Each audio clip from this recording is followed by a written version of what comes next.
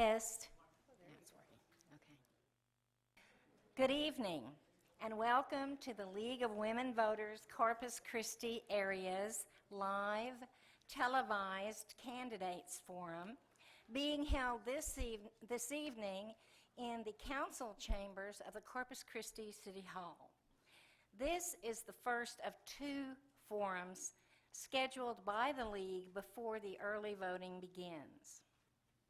I am Sandra Heatherly, President of the local League, and it is a pleasure to welcome you this evening. Tonight's forum includes congressional and Nueces County candidates who are opposed in their respective races. In our audience this evening are community members, campaign supporters of the candidates who will be featured, family members and friends of the candidates, as well as local news media. Thank all of you for joining us. We ask that you please silence your cell phones while you are seated in the council chambers. The League's mission is important. It is to promote voter awareness of candidates and issues and encourage individuals not only to register to vote, but to actually vote. Our theme this year is the power of the informed vote, and you are here to become informed. To this end, the League has sponsored scores of candidates forums ever since our founding. The Corpus Christi chapter was founded in 1945. As I mentioned, we have two forums scheduled within the 8-day window. We'll be holding another forum next Wednesday, October the 15th, in these same council chambers and at the same time period, 6 to 9 p.m. That forum will feature candidates for mayor, city council, the CCISD school board, and the Board of Regents for the Del Mar College. I want to remind you that this is a forum, not a debate. We are here to focus on issues raised by our live audience and the candidates' responses to them. Audience, we ask that you please show courtesy to the candidates and allow candidates to speak and not interrupt them or display inappropriate behavior as each group is featured. Thank you again for joining us tonight. Our Candidates Forum is being sponsored by the League of Women Voters in partnership with the Hispanic Women's Network of Texas and Leadership Corpus Christi alumni. Assisting this evening are, to my right, Phyllis Seacraw, President of the Hispanic Women's Network of Texas Corpus Christi chapter. And to my left, Kimberly DeVisser, Chairman of Leadership Corpus Christi Alumni Group. Also joining us at the moderators table are League members Pat Parr and Pat, who is a past president of the League, and Sally Ferris, who's a current board member. They will be helping to review all the questions being submitted by the audience. Our timekeeper is Amy Griffin with the Leadership Corpus Christi Alumni Group. A candidates forum always requires lots of helpers, and we want to thank the volunteers who are helping tonight, as well as the City of Corpus Christi for allowing us this venue and for providing technical and videography services. You met volunteers in the lobby and inside the council chambers. Please help me thank them.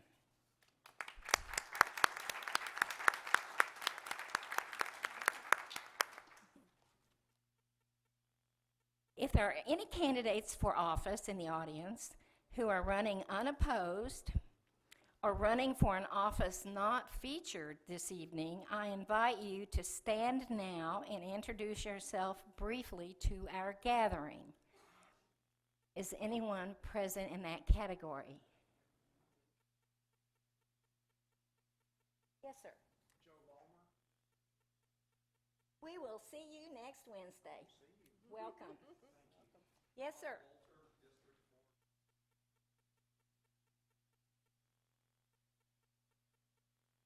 We just heard from Joe Vollmer running for the City Council, Josh Tiarina running for the City Council, and Todd Walter running for the Del Mar Board of Regents. Yes, ma'am.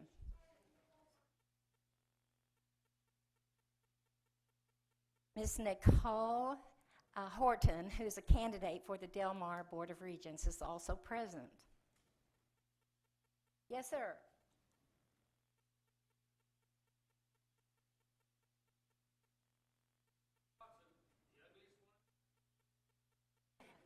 Tom Watson is also present, and he's running for City Council District 1. Are there any others present? We thank you all for attending tonight.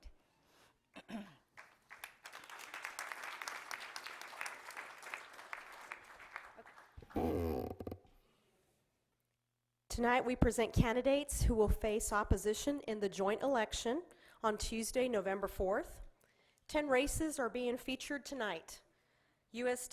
Representative District 27, District Judge, 105th Judicial District, District Judge, 148th Judicial District, District Judge, 319th Judicial District, Nueces County Judge, County Court at Law number 4 for Judge, County Court at Law number 5 for Judge, District Clerk, County Clerk, and Justice of the Peace, Precinct 2, Place 2.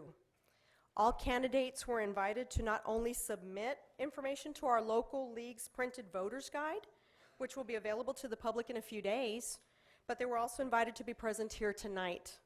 Have all candidates in the races just identified signed in to indicate that they're present and plan to participate. And if you haven't done so, please go to the lobby immediately and sign in now. Here's how tonight's forum will proceed. In the case of only one candidate present in a given contested race, we will permit that candidate 5 minutes to speak, with no questions allowed. In the case of 2 or more candidates present, each candidate participating will be allowed 2 minutes for an opening statement, 1 minute for a closing statement. Between those 2 statements will be questions furnished by the League, the Hispanic Women's Network, Leadership Corpus Christi alumni, and/or members of the audience. Candidates will have 1 minute to respond to each question. We cannot guarantee that all questions submitted will be asked, but we will make every effort to ask as many questions aloud this evening. Candidates in each race may be asked the same question or may be asked to respond to different questions. If members of the audience want to ask a question, they should write their question on one of the index cards available from the volunteers roaming the room. If a member in the audience needs some index cards, please raise your hand so the cards might be handed to you at this time. An important reminder to all who are submitting questions: the questions must deal with the issues and/or elected positions itself and not personalities or questions of a personal nature. Normally, there'll be no rebuttals allowed. In unusual cases where a candidate makes reference to the position or record of an opponent, a brief 30-second rebuttal may be allowed at the discretion of the moderator. Let's begin the forum. Invited to take a seat on the dais at this time are candidates seeking the position of United States Representative for District 27. They are Blake Farenthold, Wesley Reed, and Roxanne Simonson. Candidates, please take your seat and be sure your microphone is on. I want to let the audience know that Mr. Farenthold, who is the incumbent in this race, called this morning about 10:30 and gave his regrets that he would be unable to join us tonight. Also, I would ask the candidates to note that the timekeeper is seated in front of you and will hold up a time card to remind you of the time limits. You will hear a bell signaling that your time is up. When you hear the bell, you must stop speaking immediately. So, let's begin with opening statements from Ms. Simonson.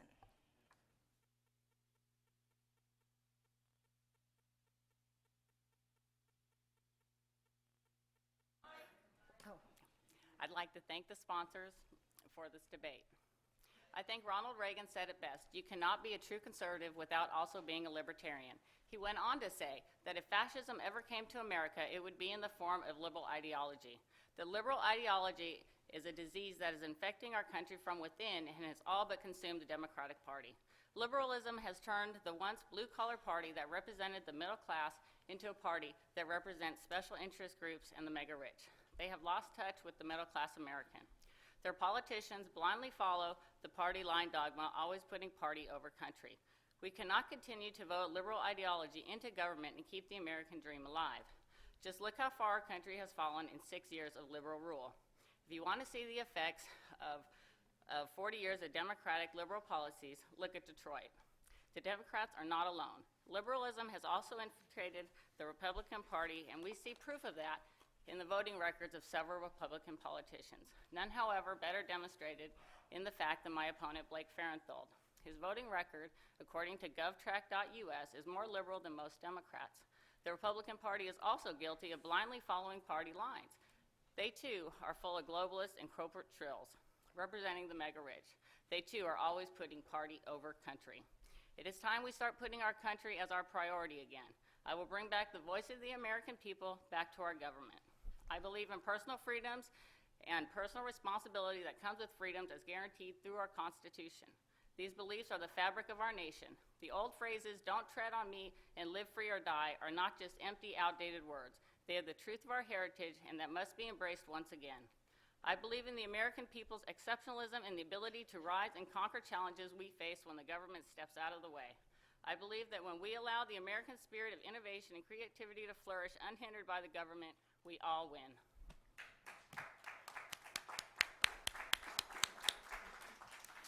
Mr. Reed?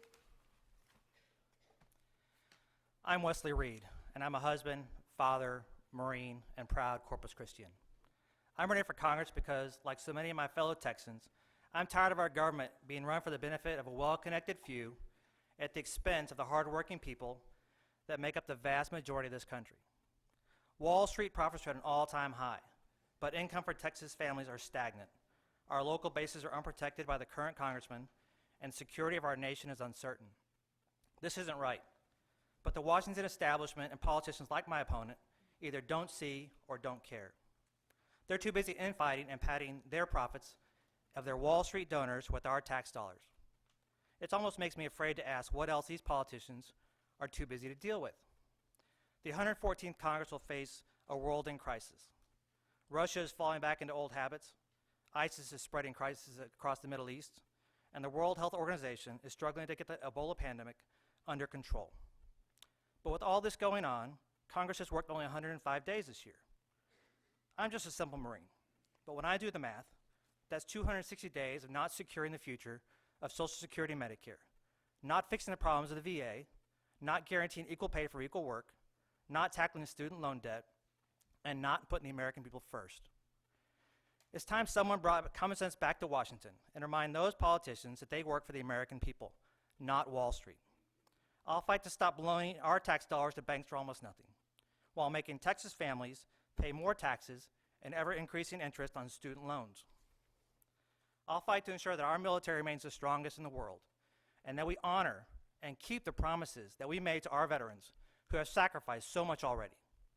And I'll stand up to the do-nothing politicians in Congress that refuse to work together to get our economy moving and working Americans back on the path to prosperity. This is still the greatest nation on earth, and our leaders' actions need to reflect that greatness. Working together, we can forge a new trail, one that reignites this nation's confidence and inspires the next generation of Americans to reach new heights of achievement beyond what we can even imagine today. I won't be able to do this overnight, but with your support, with your vote, we can and will start to forge this new path forward.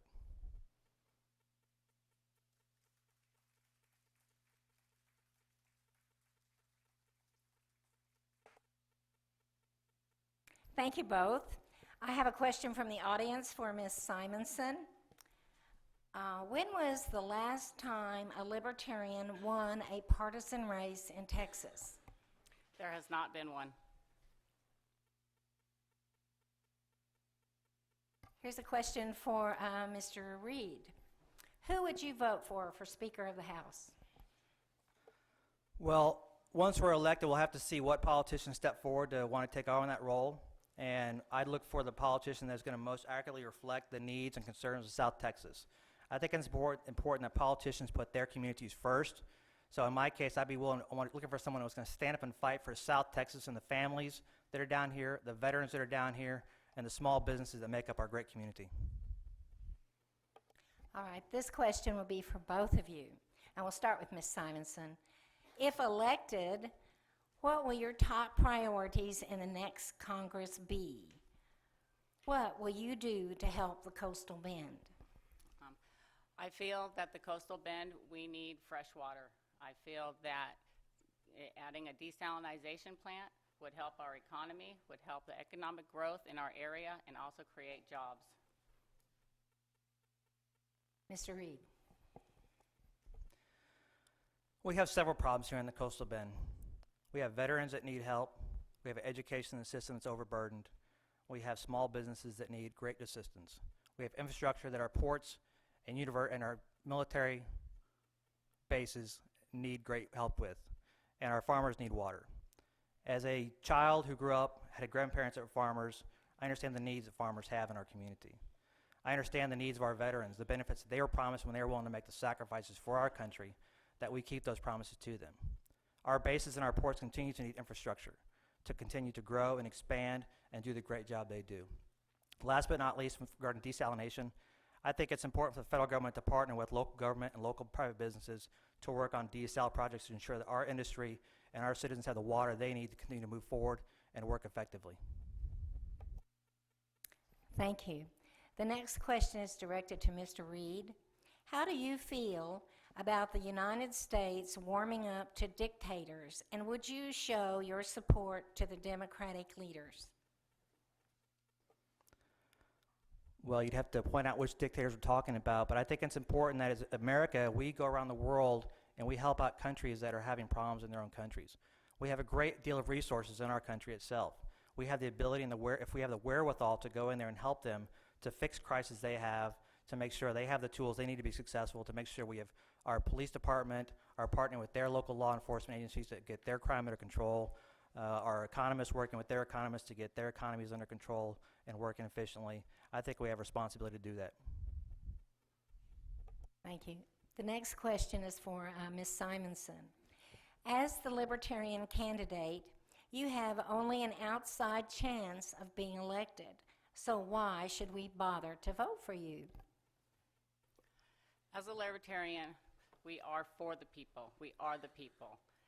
And I do believe that our country needs to realize that all these politicians, that is exactly what they are, career politicians. And we need to bring back this country to the people, for the people. Thank you. The next question is for Mr. Reed. Given the corrupting influence of money in politics, will you vote for an amendment to the United States Constitution to state that corporations are not people and thus do not have constitutional rights, and that money is not speech and thus can be regulated by campaign finance laws? I would vote for that amendment. I think that recent decisions by the Supreme Court the last couple of years that have allowed an unlimited flow of money into politics has really polluted the system. We have a great many citizens in our country and our communities that could do a great job representing the people here, but the cost of running for office has gotten out of control. Whether you're running for city council, district judge, county judge, state rep, it has cut out so many great people that have great ideas and are great leaders in the community from keeping them from making a difference. And I think if we remove some of the money from the system, that we show that corporations aren't people. They don't get hurt. They don't get married to the people they love. They don't get cancer. They're not people, so they shouldn't be afforded the same rights. Thank you. Ms. Simonson, do you think that government is too big? If so, what would you do to shrink it and make it more efficient? Yes, I do believe that our government is too big. I would introduce legislation requiring government programs program dictators and department heads to be held accountable for the losses due to waste, fraud, and abuse. They should be held to the same standards as any CEO in charge of a company or corporation. I believe that when we pass bills, they need to be a clean bill. I believe that they need to be written in layman's terms that the everyday American can understand. Thank you. This question is for both candidates. Who will assist in sponsoring an amendment to the Federal Fair Credit Act to require all creditors and reporting agencies to immediately remove any items related to an existing, ongoing law enforcement investigation? Remove from the files, the fact that they're being investigated? Is that the question? Is that the way I hear it? I think so. Well, one, until you're convicted of a crime, I don't think it should reflect in anybody's history, legal history, credit history, personal history. Up until that point, you've been charged. And I believe in being afforded due process is one of the great liberties that our citizens in our country are afforded. And I'm opposed to that, or opposed to having those credit records reflect crimes that you've been charged with. I do agree with my opponent, Wesley Reed. Thank you. Here's another one for both of you. Veterans' benefits are being taken away, and then the next says their families. So, how will you bring that back? Relates to veterans' benefits being taken away. Okay. It seems to me that whenever we have a crisis with our government, the first people they want to hurt are our veterans and our senior citizens. I think it's time that we as people need to stand up for our veterans and their families, because they did do a great service to our country, and it's time that we show them the respect that they deserve. The audience is not participating in the forum.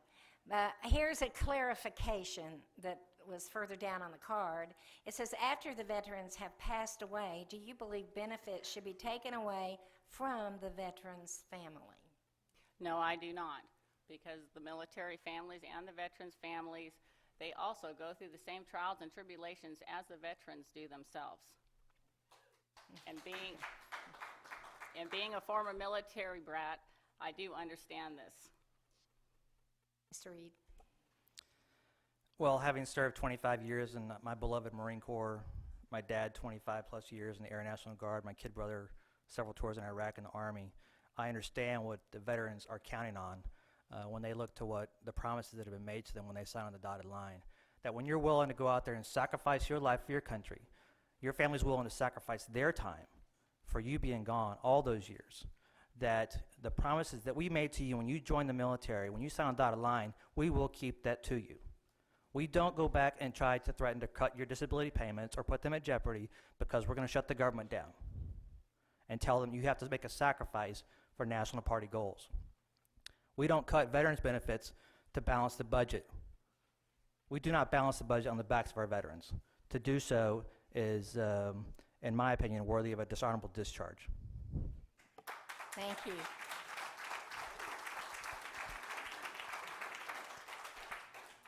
This will have to be our last question for the U.S. representative candidates. And we'll start with Mr. Reed this time. How would you balance the economy and the environment from Washington, D.C.? Well, I think we can do both if we're willing to make smart decisions and be efficient with our government.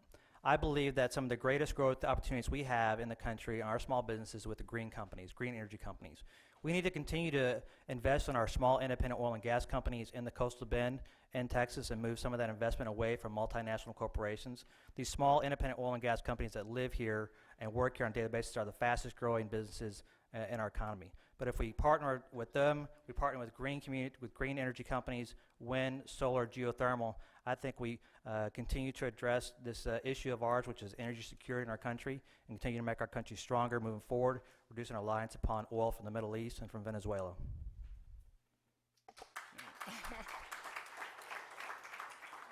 Ms. Simonson. I believe we need to shrink our government by 40% by eliminating or combining overlapping agencies such as the USDA, the FDA.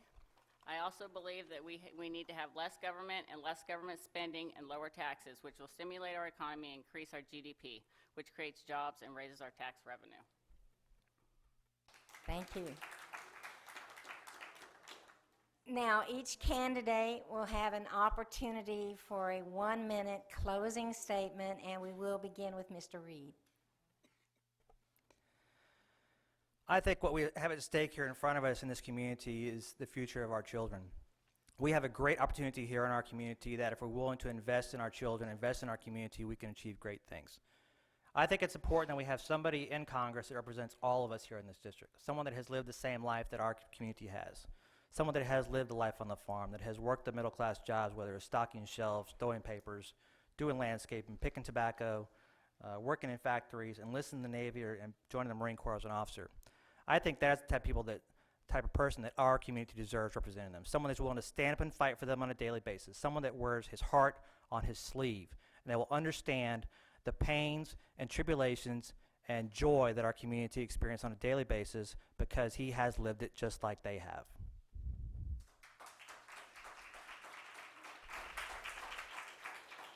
Ms. Simonson. I am not here today. I am not here as a libertarian. I am not here as a politician, but I am here as an American citizen just like you for our children's future. I am here today because I can no longer sit back and watch the Democrats and the Republicans put their party's best interest over our country's best interest. My promise to you is this: I will always put our country first. I will never put party over country. I will always answer to the American people. I will bring the voice of the people, back to our government. I believe that our best days as a nation can still be in our future, just as generations past have hoped and believed and look forward to eager anticipation. I believe in a strong military that can be used with trepidation, not profit. A military that commands respect and garners international fears so never to be challenged. A defense that walks softly but carries a huge stick. I believe in securing our borders once and for all and implementing a fair and sensible immigration policy with our neighbors, following the rule of law and enforcing it stringently.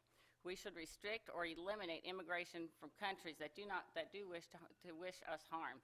I believe in energy independence and increased trade with our friends in Canada and Latin America.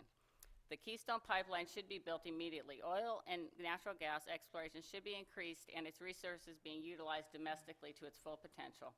In short, I believe in America's Your time is up, Ms. Simonson. Okay. Thank you both very much for participating in tonight's forum.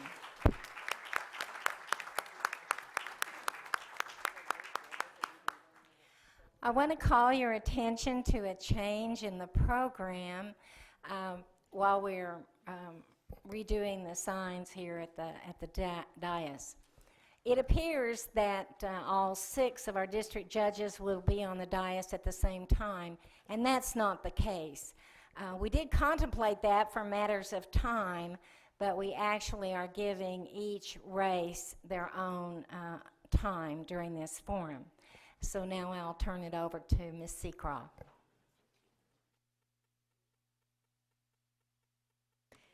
Thank you so much. Our second group of candidates includes 2 candidates seeking election to the district judge position for the 105th Judicial District. They are Rose Mesa Harrison and Jack Poulter. Would you please come forward and take a seat?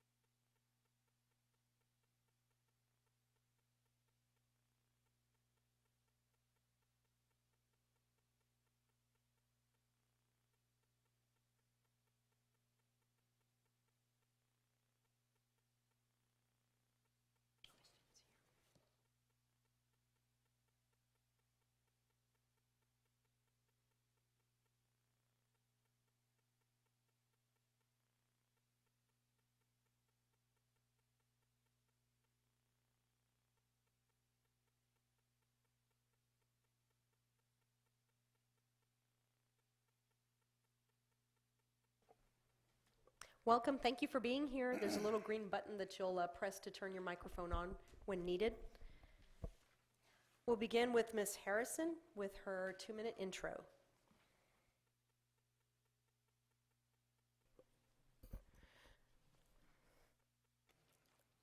Good evening. My name is Rose Meza Harrison, and I'm running for judge of the 105th District Court. Born and raised in Benavides, my parents instilled in us the importance of God, family, and a good education.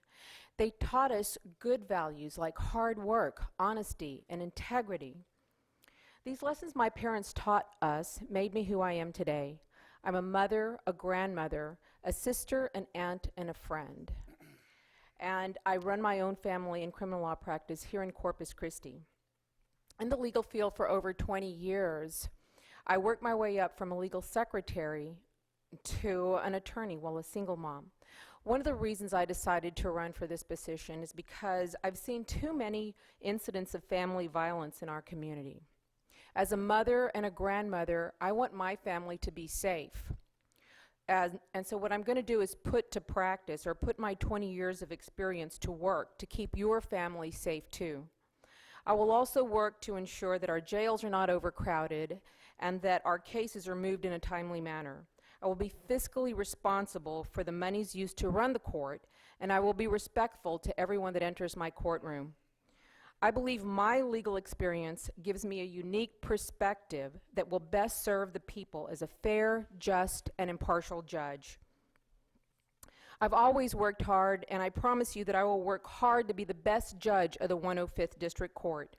I will administer justice equally, and I will be fair and impartial under the Constitution and the laws of the United States. I humbly ask for your vote and support. It would be an honor and a privilege for me to be your next judge of the 105th District Court. Thank you. Thank you. Now for Mr. Polcher's opening statement. Thank you. Hello, everybody. My name is Jack Polcher. I'm running for the 105th District Court on the Republican ticket. When I grew up, my parents were both teachers, and back then, teachers really didn't make big salaries. They were able to raise 5 kids, put them all through college. 3 of them are prosecutors, including me. I've been married to my wife, Selena E. Barbo, for 13 years. I graduated from Texas A&M in 1994, went to law school, South Texas College of Law.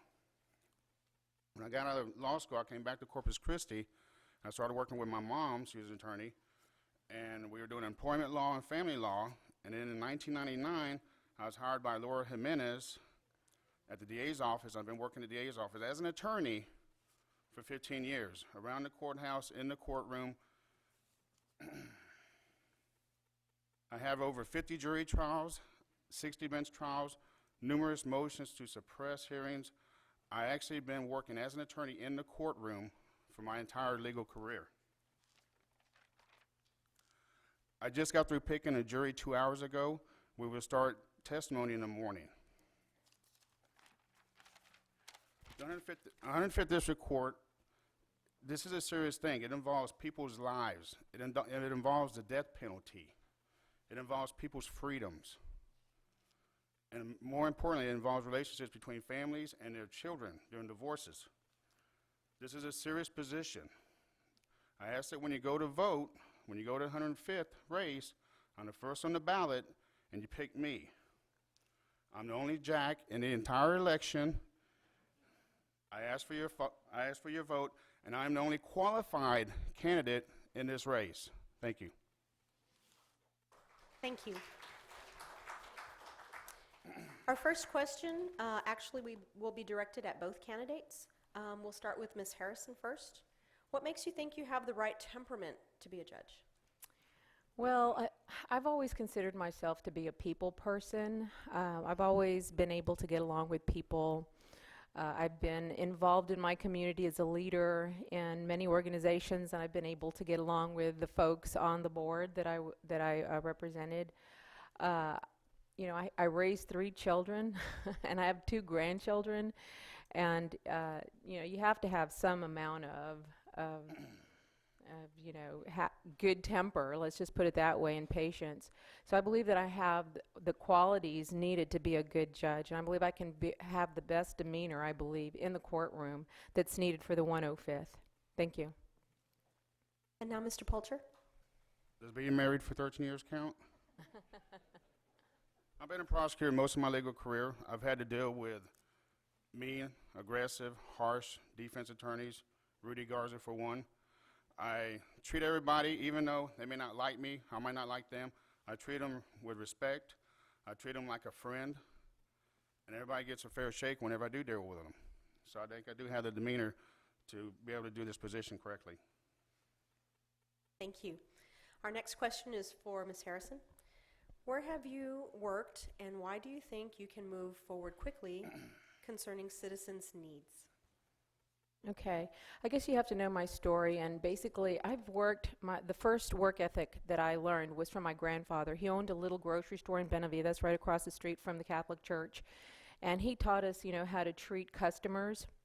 So I learned how to work hard, and I dusted the shelves and the cabinets and everything, and I've worked anywhere from a jean factory. I used to work in a blue jean factory, and I used to be a realtor, and I was a paralegal for over 15 years, put myself through college and law school, and so I believe that I have what it takes to be the best judge on the 105th District Court. Thank you. Thank you. This next question is for both candidates. We'll start with Mr. Poulter. Do you support giving drug offenders the harshest possible sentences or ending the war on drugs? I don't think giving harsh punishments to people who are caught with drugs is the answer, because when they get out of prison, I guess you're saying, incarceration, they're still going to have the drug problem. They're still going to go back to their friends where they did drugs before. We do have some programs here in Nueces County. We have the Divert Court, which first-time offenders, if they qualify, they go through this program. It's about a year. It costs about $1,000. They put them through programs to try to get them off the drug so that we don't have this vicious cycle of seeing them every 2 or 3 years. Now, once somebody does become a lifetime criminal, I believe that they need to be punished appropriately. Thank you. Ms. Harrison. Mm-hmm. Yes. Same question.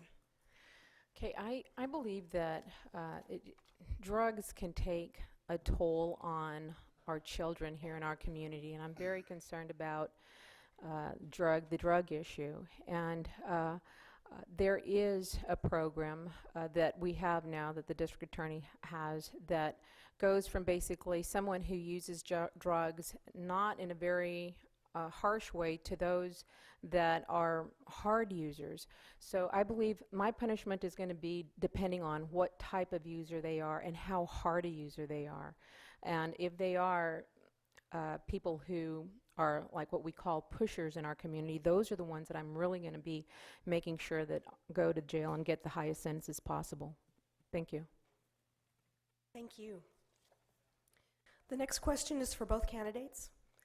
What is your opinion on family law cases that the current judge has let drag on for years in that court? Would you render an opinion on the open cases as is, or rehear the case? We'll start with Ms. Harrison. God, that's kind of a tough question. To rehear a case and start all over again, I think would be very difficult. But if I am on the bench and those cases are still up when I start my term, I guess I'm going to have to hear them for sure. So I guess the best answer to that would be I'll just wait and see where that is, and if I can run them as quickly as possible, I'll do just that. I'll make sure that they get priority. Thank you. And Mr. Poulter. Could you repeat the question, please? What is your opinion on family law cases that the current judge has let drag on for years in that court? Would you render an opinion on the open cases as is, or rehear the case? It sounds like the cases haven't been heard yet, so my approach would be to set aside a certain amount of time every month just to address the family violence cases, since a lot of these crimes have become third-degree felonies over the last few years. the court system has got bogged down a little bit with them. We have victims who it's hard to get to prosecute the person they love, but they still need to be addressed. And I think if we set a week every month or 6 weeks of just having family law cases, trials set for trial, that it will clear up that backlog. Thank you. Thank you. And here's our last question for both candidates. We'll start with Mr. Poulter. How will you handle the transition period from the incumbent judge's staff to yours? I don't believe in firing people, especially around Christmas time. These people are not just working there for 4 years and then losing their jobs. I think if I can get along with the staff or we get a probationary period, I think that if we work and our personalities match up, which if Judge Angelica can work with these people, I'm sure I can. So I don't see replacing the staff until we have a conflict in personalities. Thank you, Ms. Harrison. That's a tough question, but I've not even considered yet my staff, and I will take into consideration the current staff that's working and probably meet with them and ask them if I win, do you want to stay? First of all, some of them may have other plans, but yes, definitely, they would probably have the most experience and know the court, know what's going on. So that's the first thing I would do is ask them, do you want to stay? And then I'll interview them and see what their qualifications are, and then see if anybody else is interested, and then we'll just go from there. Thank you so much. Thank you so much. Return to your seat. Thank you for your questions. Thank you for being here. Oh, I'm sorry. You get a closing statement. So sorry. Ms. Harrison. Okay. Yes. Again, my name is Rose Meza Harrison, and I would love to be your judge. I've been living in this community for many years, and my children are all grown and gone now. My baby is 30 years old, and this is my heart. This community is my heart, and I want to make sure that I'm here to be your judge. I believe I can be a good judge. I can make sure that your families are kept safe. This is something I'd love to do. I'm a very hard worker, and I can assure you that I will work hard to be your best judge of the 105th District of Court. Thank you very much. Thank you, Mr. Poulter. Thank you.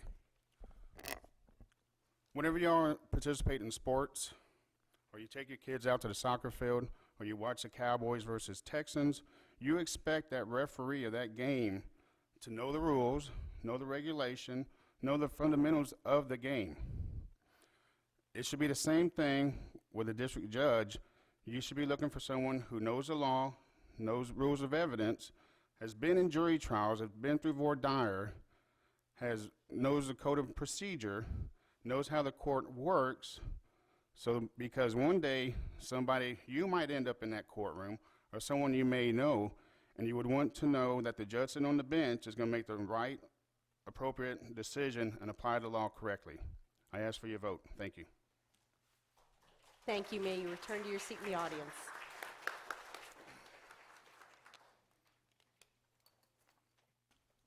While we are doing the transition to the 148th District Court, I would like to again invite any unopposed candidates who may have come in later, who haven't already been introduced, or candidates who are not being featured tonight who may be in the audience.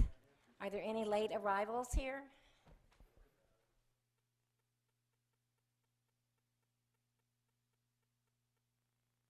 Introduce yourself, please.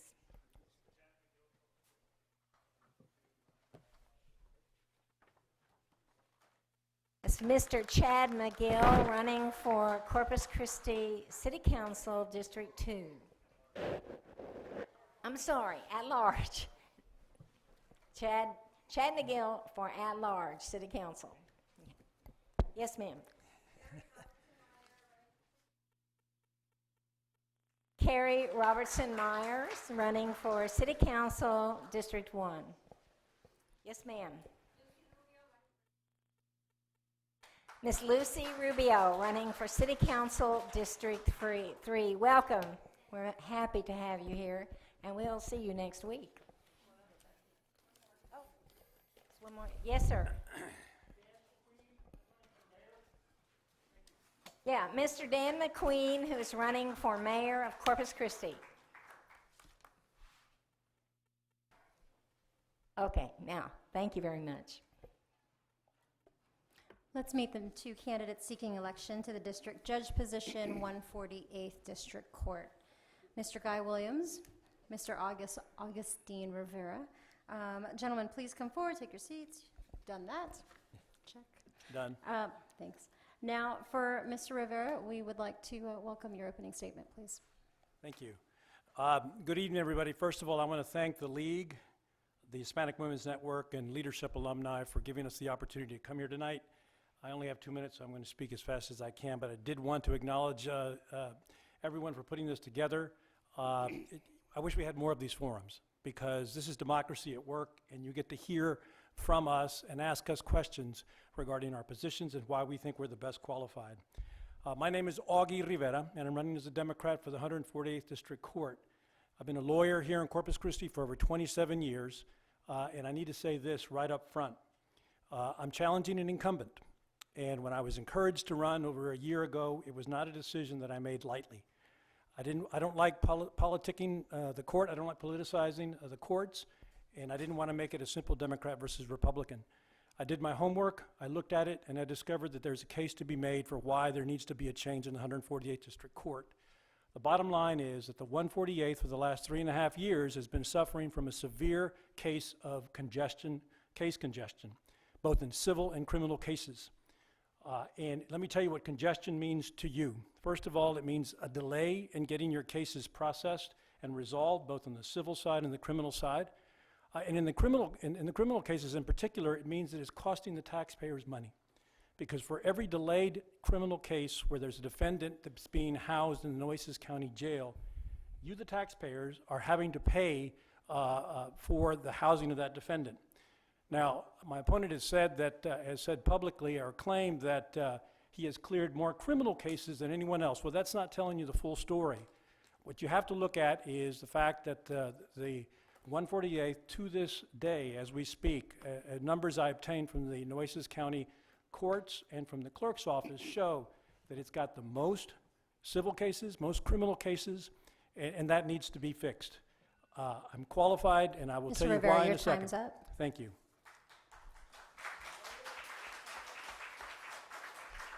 Mr. Williams? Thank you, and thank you for having me. Ladies and gentlemen, my name is Guy Williams. I am proud and honored to be your judge in the 148th Judicial District Court. I'd like to talk just about a minute here about my qualifications and my background. I'm a United States Marine, a Vietnam veteran with a Purple Heart. While I was in the Marine Corps, I earned back-to-back meritorious promotions for outstanding performance. I went to college after that. I graduated with high honors from Texas, what is now Texas A&M Corpus Christi. I then went to work for the Naval Criminal Investigative Service, otherwise known as NCIS, as a special agent. I graduated honor agent from the NCIS Special Agent Basic School. I was promoted to Assistant Special Agent in Charge within 3 years. When I was 35 years old, I started law school. I graduated law school when I was 38. While working full-time, I worked my way through high school, college, and law school. As a trial lawyer, after law school, I practiced 22 years before I got this job as a criminal trial lawyer. This is a criminal trial court. 95% of the trials I have in this court are criminal trials. My opponent has no criminal experience whatsoever. I don't even know why he's applying for this court. I have closed the most criminal cases. I have closed over 5,000 criminal and civil cases. I have saved the county $285,000 out of my budget in these 4 years because of my management of the court's budget. I am the least overturned judge in Nueces County, which means I make the right decisions. I haven't spent any of your money on attorney's fees because of any bad decisions I've made. Whereas if my opponent gets this job, it's going to cost you a lot of money in attorney's fees fixing his bad decisions because he knows nothing about Time's criminal up, law. Mr. Williams. Thank you so much.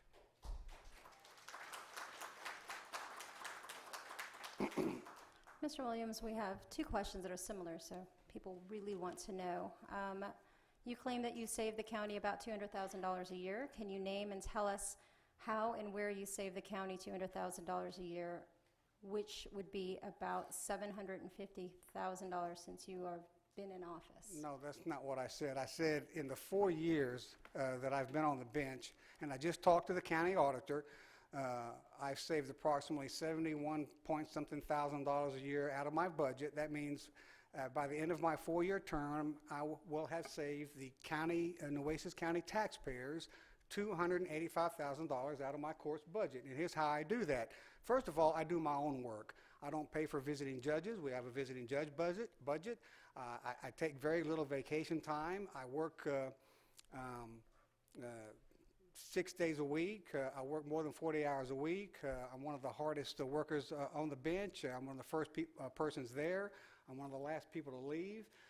So I watch my numbers, and so I'm real good about saving the county money. And I'm close more cases because I show up and I have a criminal trial every week in my court. Thank you. Thank you. This question will be for both candidates. We'll start with you, Mr. Rivera. What should the role of the judge be in the community? Well, first of all, to get the job done at the courthouse. That's why we elect judges. First and foremost, to take care of the business of the court and to not let it get congested to where you have to go clean things up. That's the first job of the judge. Secondly, I think a judge really ought to be a leader, and I've written about this before. When I was a young bar president back in 1997 and 98, I wrote about how respecting judges was both a shared responsibility between the judges on the court, but also the lawyers. In my opinion, I think the judges ought to lead by example. You run your court as ethically and as professionally as possible. You treat everybody that comes before you with respect and dignity, and I think that ought to flow over into the community as well. I think people ought to be able to look at the court and look at the judge and know, number one, that they're getting the job done, and number two, that their integrity is beyond question. Thank you, Mr. Rivera. Mr. Williams, same question. What should the role of a judge be in the community? Oh, thank you. Ladies and gentlemen, since I've been on the bench, and actually for about 10 years now, I have been supporting this community. One of the things that I do like to support is at-risk students. As a troubled youth, I came from a broken home, from an abusive home, and I was expelled from 3 high schools for fighting, and I turned my life around. I went in the Marine Corps. I support the local organizations. I try to give all the money I can to academic scholarships for these students that need help. I support all the local community organizations regarding fundraising as far as at-risk youth. I was on the leadership committee for senior services for a couple of years. I also have a catch and release program for my neighborhood cats where I catch them and get them fixed and bring them back to the neighborhood. Time's up, Mr. Williams.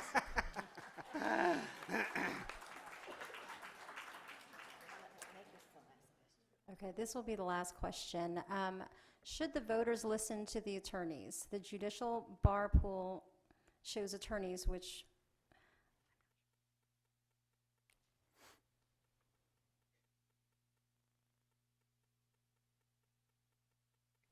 Yes. Yeah, it shows attorneys. We're going to go with this one. Well, we're going to go with another question. Oh. Can you please tell us about the awards that you've received that recognizes your achievement as a lawyer? It'll be for both. Mr. Rivera? Mr. Rivera? Sure. Well, first of all, in answer to the previous question, yes, absolutely. I'm proud of the fact that my peers, and that's lawyers from across the board, both family law lawyers, family law lawyers, criminal defense lawyers, prosecutors, civil trial lawyers, all voted overwhelmingly by 64% in the recent bar poll. They voted for me, not only as a qualified candidate, but as the best qualified candidate for this position.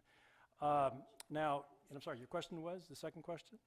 Can you please tell us what awards Sure. you have received that recognizes your achievement as a lawyer?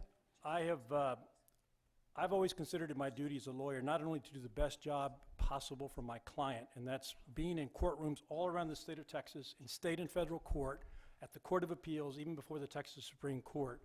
But I've also considered it my duty to give back to the profession. I was elected bar president in 1997-98. I was voted the most outstanding young lawyer of the year. Time's up, Mr. Rivera. And in 2008, I got the Judge Mr. Paul Nye. Williams, same question. Can you please tell us what awards you have received that recognizes your achievement as a lawyer? All right, well, thank you very much. And again, I would like to also address, as my opponent did, the fact that my opponent did receive, and I want to congratulate him. He did receive the endorsement from the personal injury lawyers, and so I congratulate him for that. Him and his personal injury lawyers are trying to buy this bench back. I object. So there's 8,000 lawyers in Nueces County, ladies and gentlemen. Out of the 8,000 lawyers in Nueces County, 222 voted in this election. And the 222 that voted are not criminal trial lawyers, they're personal injury lawyers. And so I congratulate my opponent for getting the personal injury lawyer endorsement. Now, as far as my work as a lawyer, again, my opponent cannot touch my experience. That's 22 years. I've tried over 200 criminal trials. My opponent has tried none. I have tried criminal trials in state court, district court, federal court, and county court. Thank you. Your time's up. We'd like to welcome both of your closing statements. Let's start with you, Mr. Rivera. You have 1 minute. Thank you. I'm going to object to the last response as non-responsive, Judge, but let me go ahead and finish up. Let me go ahead. For now. Listen, what I was going to finish in terms of my qualifications was that in 2008, I'm very proud of the fact that the local bar, not just the personal injury lawyers, and that's a horrible misstatement. There's no way you can know who voted in that bar. It's done confidentially, just like you will be voting at the courthouse or anywhere else that you vote. And so there's no way to tell who voted. I can tell you, look at my campaign finance report and see who's supporting me versus who's supporting my opponent, and you will see that I have broad support across the bar. I've left these outside. Please take a look at them. It's got my Facebook page, website, where you can see more qualifications, because it's just not enough time to tell you here why I think you should trust me to be the next judge. I'll leave you with this. I sit on the Texas Board of Law Examiners. I'm one of the 9 judges and 9 lawyers in the state responsible for putting together the bar exam. Time's I up. was Thank you, appointed by the Mr. Texas Rivera. Supreme Mr. Court. Williams, we'd Thank like you. to suggest, we'd like to open up the floor for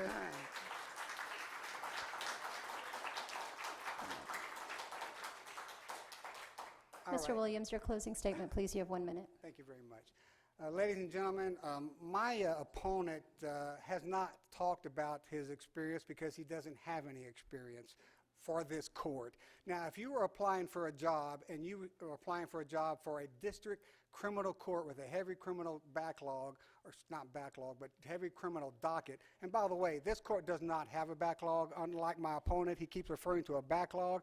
When the previous judge left this court, she left me with the highest count of all district courts. I had the highest number of criminal and civil cases when my previous predecessor left this court. And as a consequence, I have closed more criminal cases than any other judge. I have closed over 5,000 criminal and civil cases. I am the least overturned court, which means I save you money by making the right decisions. My opponent does not know criminal law. He'll never be able to handle this job. I appreciate your vote, and I'm asking for your vote. Thank you very much. Thank you. Thank you all. Thank you, gentlemen.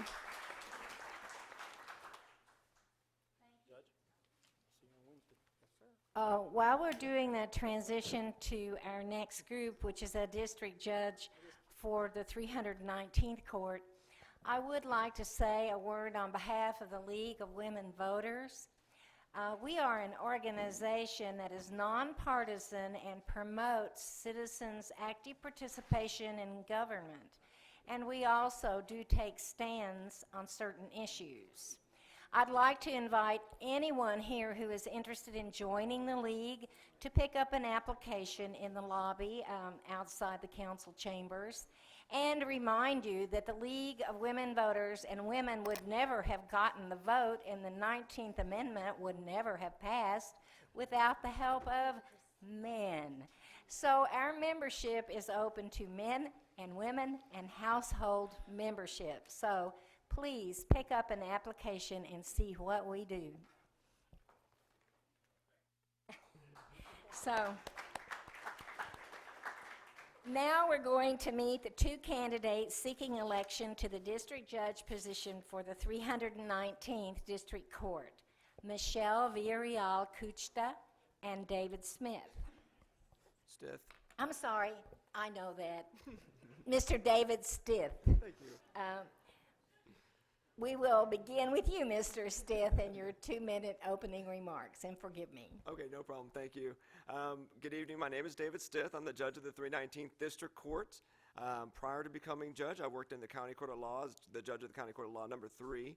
I've been a prosecutor, attorney, and I was previously elected president of the bar before taking office. Instead of going too much into my background, I want to instead talk about an issue that is very current, very recent in the courts, and what we are doing in the 319th to deal with it. Family violence, as you know, has been an issue for a long time. And here recently in the news, we've heard many stories where that family violence has gone to the extreme and where there's been murders and suicides, one of the last cases that have come up. So there was a law that was passed in 2009 called Mary's Law, which was really not utilized in Nueces County. Mary's Law allows not only for a GPS tracker to be put on an individual accused of family law violence crime while he's awaiting trial on bond, but also a key part of it is that there would be victim notification. That had never been done. So when the technology came out, we in the 319th were the first ones to adopt it. I'm extremely proud to say that today was the first day that we put somebody not only on GPS, but also started victim notification. And that is, it's so important because if you're a victim, you want to have that extra time to know if somebody's coming after you, if the defendant is trying to reoffend. So we're going to start doing that in all of the cases where a person is charged with family violence, and that's very, very exciting in court.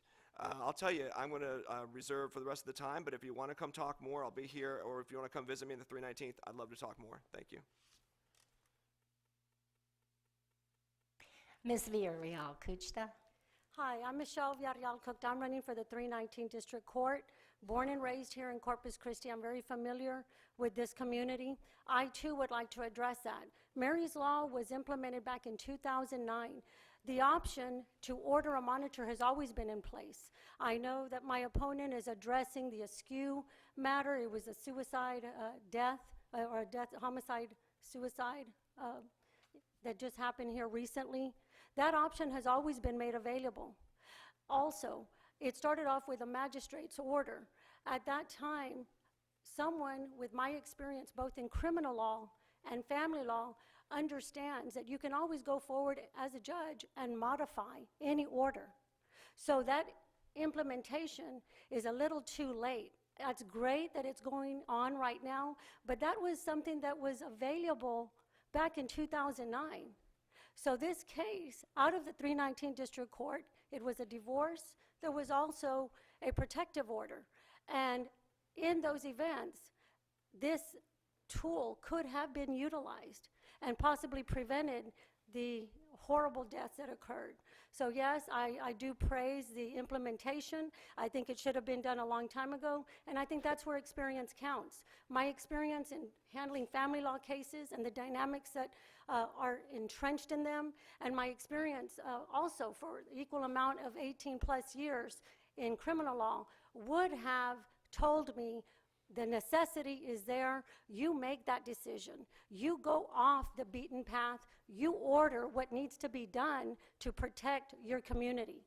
And everything was in there, all the elements, all the facts that basically told you what needed to be done and protection for this family.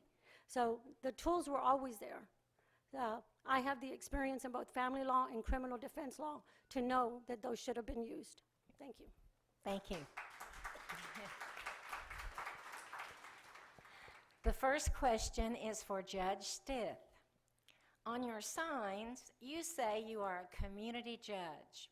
Define what you mean by a community judge. Sure, that'd be great. First off, as a judge, you don't just serve Democrats or Republicans, you serve the community. I truly believe that if you are going to be a public servant, your first duty should, or your first requirement should be that you care about your community and you want to bring change. Since I started the goal of becoming a judge, I started serving in the Bar Association, bringing Spanish for lawyers, bringing Wi-Fi to the courthouse, serving as bar president, and then up into becoming judge and bringing in these new programs. Would like to address real quick. In fact, Mary's Law deals with criminal cases. The Askew case was a civil case. We are waiting on an Attorney General's opinion to see if we can bring it over to civil cases, but I guess experience needs to be gained a little bit more there.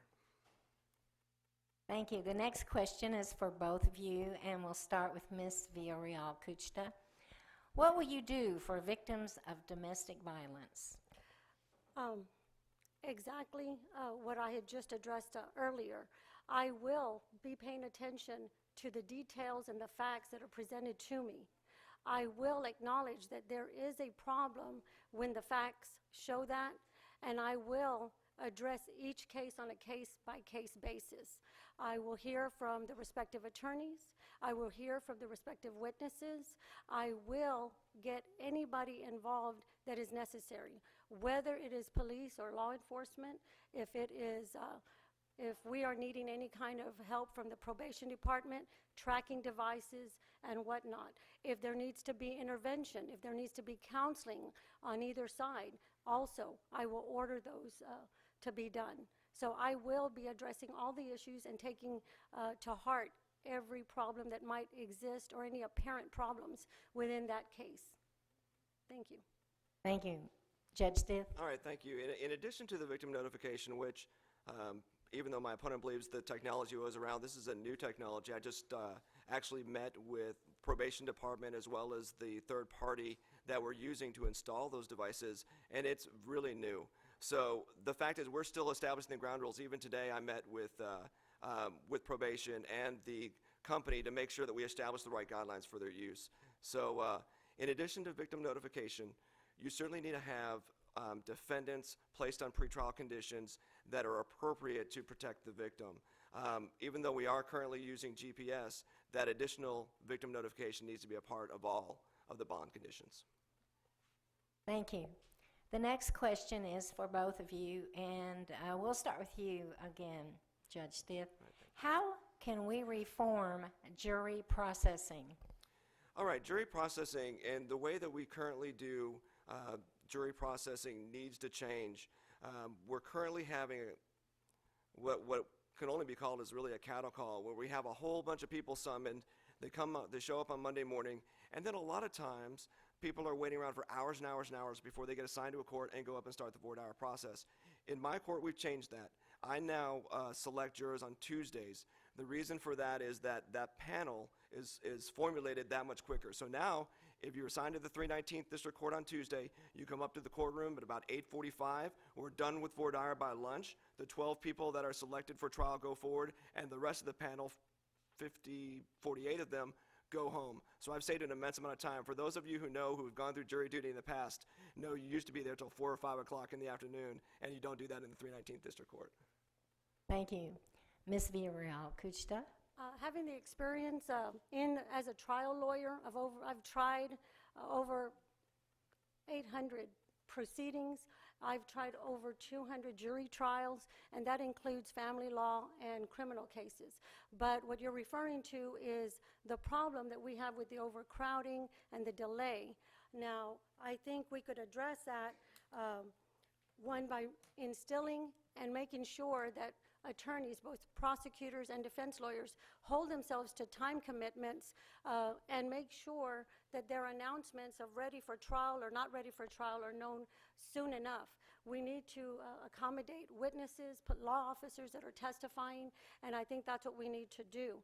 Also, I do know that this has been a problem for many years, and even for the past 3 years, there's been an ongoing attempt to fix this. There needs to be more work done, and I do plan to do my part. In addition, thank you. Yes, your time is up. The next question is also for both of you, and we'll start with Ms. Villarreal Kuchta this time. The question is, What is your judicial philosophy? I believe that a court belongs to the people, to the community. I believe that the courtroom is a place for you to find resolution and finality. I believe that you should be treated with respect. And not only should you be treated with respect when you come in, I think as a judge, if I am so honored to be your judge, I will expect the parties to respect each other and practice civility towards each other. I believe that a court is a place for, as I said, resolution. And I will do everything in my power to get the resolutions that you need in a prompt manner, issue prompt rulings. I will also require attorneys to stick to their commitments of time. If they say we need 1 hour, we need 2 hours, I will ask and try to enforce that. Of course, not at the expense of them not having a full trial or full hearing. Thank you. Thank you. Judge Stith? Hi, thank you. My judicial philosophy is that courts need to be open. They need to be easily accessible by the public. All too often, the people we elect, whether they be judges or other elected officials, put themselves on a pedestal above their citizens, and that's not the case. When you take on the mantle of a public servant, you really should be there because you want to serve the public. And so I have made the 319th District Court very open and accessible. Whether or not you come into court on a divorce and you're represented by an attorney or you're representing yourself, you get treated the same. You get treated fairly. And that's so important. All too often in our courts, those people that are unrepresented or those people maybe that come from a different socioeconomic background are treated differently than others. And that's just not right. Courts are courts that need to treat everyone fairly and equally and with respect, and that's what we do in the 319th District Court. Thank you.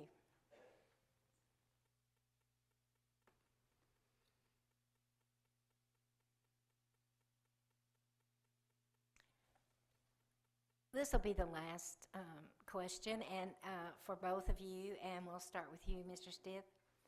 How are you the best candidate to uphold the legacy of Tom Greenwell?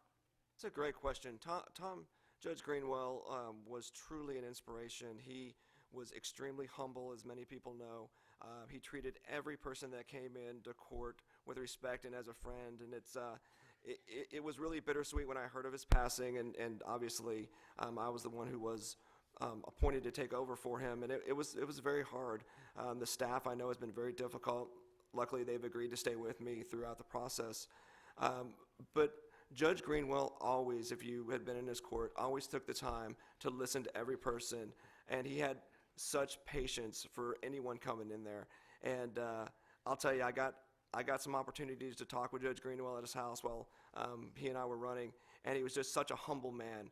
And that is the one part of his legacy that I hope to continue, is to not see yourself as somebody above just merely because you become elected or you become a judge, but you need to be a servant and be humble. And so I truly believe that's his legacy and something I want to continue. Ms. Villarreal Kuchta. Can you repeat the question, please? Yes.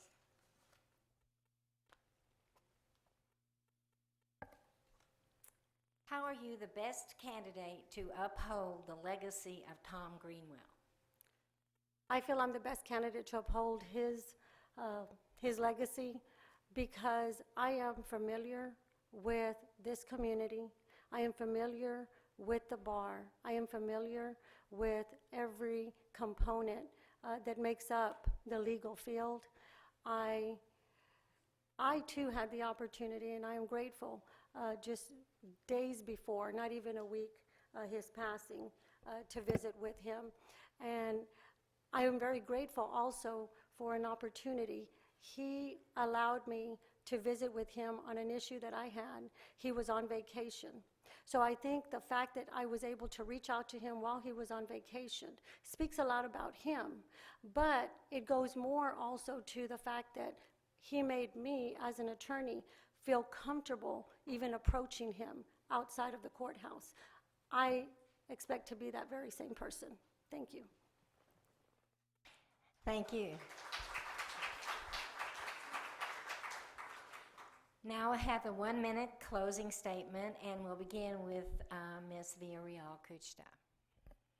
As I told you, I'm Michelle Villarreal Cooktop. I feel I am the best qualified candidate for this position, and I can say that because of my 18-plus experience as a family law lawyer and a criminal defense lawyer. I've had a solo practice that also I've handled other types of cases, but my component caseload has been in those areas which make up a core caseload in that court. I do want to say in finality that while that technology of victim notification is coming about at this time, the tool of having tracking devices has been in place for a very long time, for many years. The fact that technology evolves, it evolves every day, every minute. And it's just a matter of what you do with the technology you have. We had tools in place way before today. So it's just a matter of how you use your common sense, how you make your decisions based on what you have. Thank you. Judge Stiff. And just quickly, yes, we did have tracking devices, and those have been used in the past. What we didn't have is the victim notification requirement, which we are now implementing. I want to say thank you for giving your attention tonight and coming here. I know it's not always fun and easy to take time out of your day to come listen to candidates, but I think it's so important. And I also want to say thank you to giving the opportunity to serve in the 319th District Court. It's such an important thing, and I truly believe that we need people not only as judges, but also in other elected offices that care and have a willingness and a desire to serve. So I invite you to please come down to the 319th District Court. We're on the 8th floor. The 319th District Court covers all of Nueces County. We handle criminal, civil, and family law cases, and all of those issues are so incredibly important, so I would welcome you to come in. If you think I'm doing a great job, I'd like to hear it. If you think I'm doing a bad job, please come tell me as well, and I would love to hear about that and make changes if I need to. So thank you very much.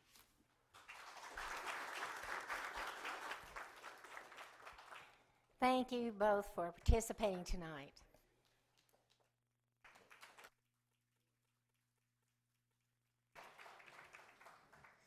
I'd now like to invite candidates for Nueces County Judge to take the seat at the dais. They are Lloyd Neal and Mary Helen Berlanga.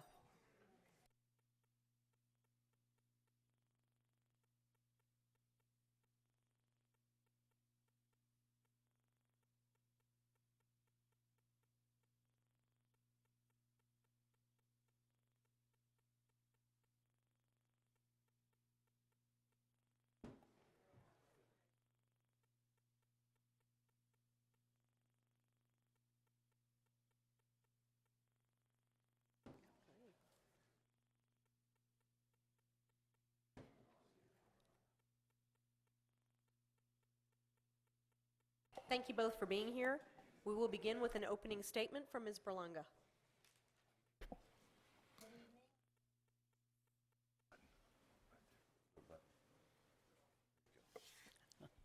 Sorry, I thought it was on. Good evening, and thank you for this wonderful forum. My name is Mary Helen Berlanga, and I'm running for Nueces County Judge. I have gone to school at Hamlin Junior High and Ray High School. I may have gone to school with some of you. I went to the University of Houston, South Texas College of Law, came back, met my husband. We got married. I was practicing law, had 4 children at the same time that I was practicing. And then I went to the State Board of Education, which was an elected position, and I served there for 30 years. So in my practice, I have dealt with the poor and the disabled, and that has been my lifelong work. While serving on the state board, I worked for families, you might say, because I represented the school children, I represented the parents, I represented the teachers and administrators to help them do a better job. After all of these years of service, I decided instead of concentrating on 15 and a half districts, I would focus on the one county that I live in, Nueces County. I would like an opportunity to serve Nueces County because I believe that there are several reasons, but I believe that we have jobs that we can secure by investing in our natural resources that drive our economy, from Eagle Ford Shale to the drone technology to the bayfront beaches that rank among the country's most polluted due to long neglected storm drains. I believe that we need transparency in government, and we have not had enough of that. In fact, we haven't had any. We have a need to serve our families. We are in a portion of the nation's most unsecured regions. Thank you. Thank you. Mr. Neal. Hi, I'm Lloyd Neal. I'm currently the Nueces County Judge, and I'd like to thank all the organizations tonight for sponsoring this and allowing us to have an opportunity to come before you and whomever is watching this at home before the ball game starts. But we do appreciate this opportunity. I've been your county judge now for 8 years, 2 terms, and I think you remember I was mayor 8 years before that. And I want to thank all those people who voted for me then, and I hope they'll continue to do that. Nueces County is really in pretty good shape. We have a great budget. We just began it October the 1st. No new debt for the county this year, 7 straight years. We gave some nice raises. We've invested in technology. We've reduced our debt by about $42 million over the last 7 years. We continue to look for ways to help people. County government in Texas is very different. There is no boss. There are 37 elected and appointed officials in Nueces County. Many of the elected officials are constitutional officials. So they, like me, have a constitutional responsibility to fulfill. You govern in Nueces County and county government through the budget, and I take the budget responsibilities very seriously. The budget is prepared in each county by the county judge and presented to the Commissioners Court for ratification. This year, we had unanimous ratification of our budget moving forward in 2014, 2015. We increased our fund balance. We're doing some nice things for our employees. We did not increase the cost this year to our employees for their health care, individual health care, and we've not done that for 7 straight years under my leadership. So as we move forward over the next 4 years, I hope you will give me an opportunity to continue in this role, continue to work with all the other elected officials. Really, county government in Nueces County is not a partisan government because you have to get along. Republicans and Democrats alike are in that courthouse, and we have to get along to do what's best for the people. We are the safety net government. In county government is a safety net, and we have a lot to do in that area, and I'll be glad to explain that later if you ask. Thank you. Thank you. We'll start with our questions. The first is for both of you. Do you think economic diversification is necessary for Nueces County, given the fact that oil and gas boom always expires, and how do we diversify? We'll start with Ms. Berlinga. I do think it's important to diversify, and I think that we have stopped looking at how we could develop our Highway 69, which is a major corridor for encouraging the establishment of more businesses. This would enable businesses to get their products to market more efficiently, and we've kind of forgotten about that. We can help Robstown obtaining their goal of an outlet mall. Everyone in Nueces County has been eager to shop, but we have no outlet mall yet. There's an EB5 program there that can help stimulate economic activity, and I think we need to support that. And the Commissioners Court can take a leadership role in establishing a regional airport authority that would expand our air service for both passenger services as well as shipping goods that come into our port. Thank you. Mr. Neal. When I did the State of the County address this year, I talked about this being a regional economy. We have 11, 12 counties in this region, and we either stand together or we fall separately. One of the most important things that we do in this region is to help develop the assets around the Port of Corpus Christi and the other assets. The outlet mall is supposed to start construction this month. Hopefully that's going to happen. I-69, we've been funding the I-69 corridor expansion in Nueces County through the Commissioners Court. This is our 3rd year. We're funding $800,000 in this year's budget to extend I-69 for our part of the right-of-way below Robstown to the county line. So we're doing a lot of things. But this is a regional economy. We must work together as a region. The cities and the county must work together. And quite frankly, we're doing a much better job than we were 8 years ago. Thank you. This next question is for Mr. Neal. Good. For the past 3 decades, you've been in a leadership position in the city and county while our infrastructure, roads and sewers, have crumbled. Why should we re-elect you, the man on whose watch this city has fallen apart? Well, I like to take credit for a little more than that as mayor, but during the 8 years that I was mayor, we passed 2 bond elections. We passed a bond election in 2000. It was a very small bond election, about $20 million worth of street work, and we completed all that street work in that bond election the next 4 years. In 2004, we passed another bond election that was much larger for streets. I left office in 2005. I can't tell you how that came out.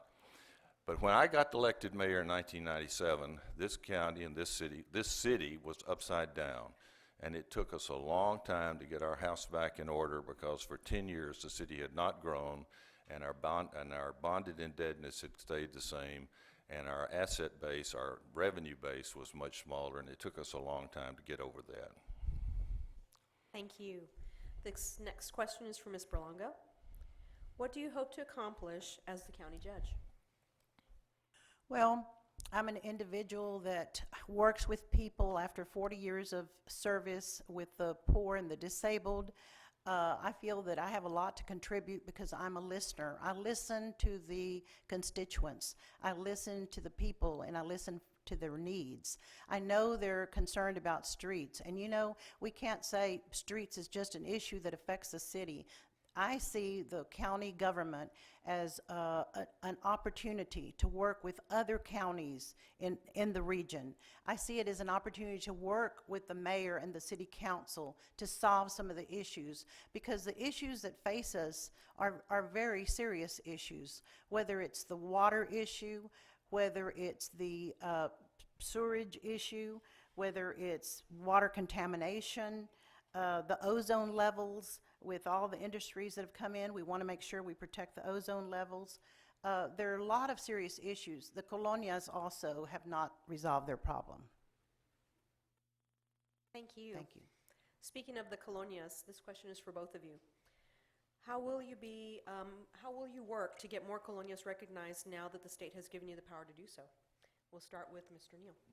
Well, thank you. We have a very active colonial program here in the county. Our commissioners are very active in that area. There are about 31 or 32 colonias in Nueces County. For those who don't know, colonias are in unincorporated areas, generally in land that was sold to them on a contract for deed. There are very few services in those colonias. Our commissioners, Commissioner Jag and Commissioner Pusley, have just gotten a grant to bring water to one of our colonias. We work every day through the commissioners in the colonial areas for grants and to do what we can there. The colonias are recognized because Senator Juan Chuy Hinojosa got us extended from the Rio Grande Valley and including Nueces County. We're eligible for grants. We're applying for those. The commissioners really are doing a great job in trying to enhance the grants that we have and do what we can to help bring water, potable water, as well as improve the overall conditions of drainage in the colonias. Thank you. Ms. Berlongo. Well, I think that it's sad that it's taken all of these years. My opponent's was at the city for 8 years, and now by the end of December, he will have been in the county for 8 years, and yet this hasn't been resolved. They're just now writing grants. They're just now getting trying to help resolve the problems. I think we need to take a more active role. One issue would be getting grants and writing other grants, because one grant can be for the water, one can be for the drainage. You can write a variety of grants, but we need to work with the people and try to solve the problem, and it shouldn't be just a county issue. It should be a county issue and a city issue as well. Thank you. Thank you. The next question is for both. Do you support the present plan proposed by Krista Spahn for converting Memorial Hospital to an outpatient clinic? We'll start with Mr. Neal. Yes. Ms. Berlongo? No. I think that it's very sad that we would close down a hospital at a time when we need facilities for people when they become ill. Look at what has happened in other areas of the state where there's an emergency, where there's a crisis. And we're over here getting rid of hospitals. We need more hospitals and more facilities. We as a county don't need to build a hospital, but we also don't need to be tearing one down. I think that it's a great injustice that when you say, I represent Nueces County, and you want to represent all the people, that you would take a hospital away from the entire west side and north side of the city and leave only the south side with all the hospitals and emergency rooms. I think that's very sad, and I think that's unacceptable for our county to do that. Thank you. The next question is for both. What steps should the county take for a possible Ebola outbreak? We'll start with Ms. Berlanga. Well, it would be nice if we could maintain our Memorial Hospital, because there's quarantine, there's medical teams that are needed. We can't do it alone, obviously. We would have to bring in the experts, as did the other communities, the other cities. But we would need facilities. We would need special planning for this. And I think that we would have to have a very good health department. And I'm not sure what state our health department is in, because I read recently an article in the newspaper that said there were a lot of conflicts going on in the health department. I would want to first secure that we had very competent people in the health department so that we could address some of these issues, and then I would like to see Memorial Hospital remain. Thank you. Mr. Neal. Infectious disease control is part of the City County Health Department. We have a special section there. We have excellent leadership in the City County Health Department. It's a joint City County Health Department by memorandum of understanding between the city and the county. What we do there is we take care of the things that are necessary for what it says, public health, and taking care of issues like AIDS and HIV, issues like Ebola, other things that might come upon this community. The public health director and the public health doctor are both under the guidance and leadership of both the city manager and myself. There's a constant planning that goes on for any infectious disease. We work very closely through the City County Health Department and the community CDC, I think that's what it's called in Atlanta. But all of those things come under the direction of the health director and the director of the City County Health Department, and they work on that every day, and I think this community is prepared to deal with that through the City County Health Department should something like that happen. Thank you. Next question is for Mr. Neal. There had been talk about a tax increase, then there was a turnabout. Was that due to the election year? Well, I don't know about a turnabout, but the county has lowered the county tax rate again this year. We're using the effective tax rate on the hospital district for the second straight year, and we reduced the health district city county, well, I'll get this right in just a moment. The health district tax by a penny. We reduced the county tax by a penny this year, a total of 2 cents. The taxes went up on your house if your values went up. Last year we did the same thing. We reduced the taxes by 1 cent. A penny on the county tax rate is about $2.3 million that stays in the pockets of the taxpayers. And if you look at the way the Truth in Taxation bill is written, when you lower the tax rate, if you don't use the effective tax rate, and your values go up, yes, your taxes do increase. Thank you. This last question is for Ms. Berlanga. Would you create a citizens review committee to undertake the next redistricting in light of the litigation and Justice Department complaint from the last redistricting? Well, that's an excellent question, because last time it was all done in secret. The public wasn't even allowed to comment. So it would be great to have some public input and do this in a formal way, open to the public, so that a decision could be made. The way that it was done previously, it cost the taxpayers $158,000, according to Dr. Robert Besdick. And so I think that anything that we can do to save our taxpayer money, we should do. And part of that responsibility is not just to make that decision and redraw those lines for redistricting, but part of the responsibility is to be transparent and allow public input. That's the way county government should work. Thank you. And now we'll have 1-minute closing statements from each of our candidates. We'll start with Ms. Berlanga. I want you to remember when you go to the polls that Mary Helen Berlanga has dedicated her 40 years of practice to families that are poor, who are disabled, and she has dedicated 30 years of her life for the school children, parents, teachers, administrators, and families alike. Those years that I've spent in public service and in working have allowed me to see life differently from other people. I've raised 4 children. I was a wife until my husband died in 2009. I'm a grandmother of 3 children, and I worry about their future. And right now, part of this future, they're inheriting our taxes. Memorial Hospital will be gone, but that hospital district tax is going to be a burden on their shoulders. And we're going to see that grow if our home values go up. Thank you. Thank you, Mr. Neal. Well, I'd like to thank you again for letting us come here tonight. I'd also like to thank the organizations this year who have endorsed my reelection: the Home Builders Association, the Realtors Association, the Police Officers Association, the Nueces County Officers Association, and yesterday the Caller Times. But more importantly, I'd like to thank the voters who have endorsed me, re-electing me 4 times as mayor and twice as county judge. And I think they did that, or you did that, because one thing, you recognize that this position takes strong leadership. You recognize that this position, along with that of being mayor, requires someone who can make decisions and make good decisions based on the facts. But more importantly, I think you recognize that we have moved the city forward for 8 years, and we've consolidated and moved the county forward for 8 years.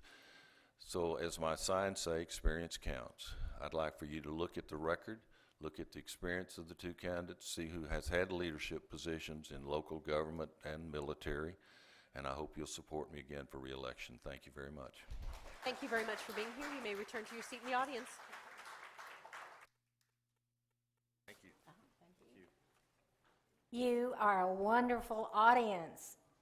It really makes it fun to have a forum when we have attentive and engaged voters in the audience.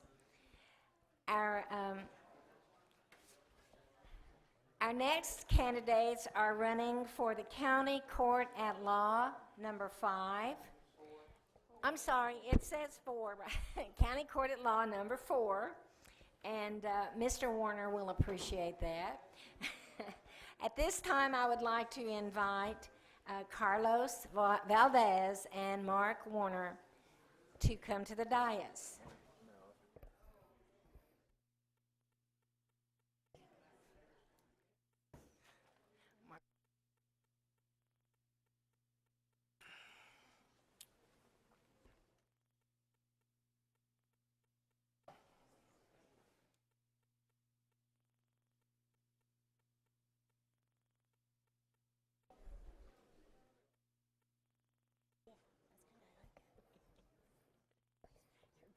The mic has to be with the button on. Welcome, gentlemen. We'll begin with the opening statements from Mr. Valdez. Thank you. Good evening, everybody. For those of you who do not know me, my name is Carlos Valdez, and I have been serving you for about 33 years in this community. But in running this campaign, I've become aware that there's a lot of people, especially the younger voters, who have no idea who I am or where I come from, in spite of my 33 years of service. So let me tell you a little bit about myself. My name is Carlos Valdez. I was born and raised here in Corpus Christi in the Molina neighborhood. I was one of 14 children and was raised under very difficult circumstances. In fact, the circumstances were so difficult, there is absolutely no way that I could be in this position that I am now. But through the grace of God, through the guidance of a lot of good people, and with the help of many of you out there, I have been able to earn an Associate of Arts degree from Del Mar College, a Bachelor of Arts degree from Texas A&I University, a Juris Doctor degree from the University of Oklahoma, and I've served you as an assistant county attorney, as your county attorney for 8 years, as a district attorney for 17 years, and as a city attorney for 3.5 years. During that time, I have made some very, very difficult decisions involving some serious issues in this community. I really appreciate the support that you have given me in the past, even through some of these very difficult times. I would appreciate your support in the future. My name is Carlos Valdez. I want to be your judge of the County Court of Law number 4. Thank you. And now, Mr. Warner. My name is Mark Warner. I arrived in this beautiful community in December of 1983 when I was stationed here as a judge advocate with the United States Navy. I don't know how many people remember, but I think it was about 7 degrees out or something when I arrived here, and I thought, South Texas is supposed to be a lot warmer. But be that as it may, I stayed here, finished my tour of active duty. Eventually, I opened up my private practice of law in 1985, and I had a great deal of experience in all kinds of cases. I handled all kinds of civil litigation, handled probate, family law matters, but as time went by, I became more and more specialized in criminal law. And in 1989, I was board certified in criminal law. I continued my practice, again, sort of gradually focusing on the criminal cases, until 1991 during Operation Desert Storm, and I was asked to return to active duty, where I served for another 6 months, and then once again reopened my law practice and basically focused on criminal cases and kind of lost my civil practice along the way. Now, I do have experience in all areas of the law. I think I can bring a well-balanced perspective to County Court of Law number 4, and I think I can serve this community effectively in that position.